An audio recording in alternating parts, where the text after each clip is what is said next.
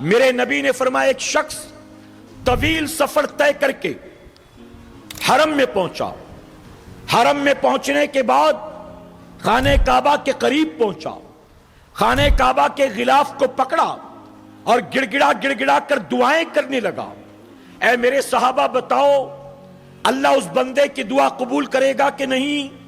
صحابہ نے ایک زبان ہو کر کہا یا رسول اللہ بے شک اللہ اس کی دعا ضرور قبول فرمائے گا۔ میرے نبی فرماتے بالکل نہیں، اللہ اس کی دعا قبول کرنے والا نہیں ہے۔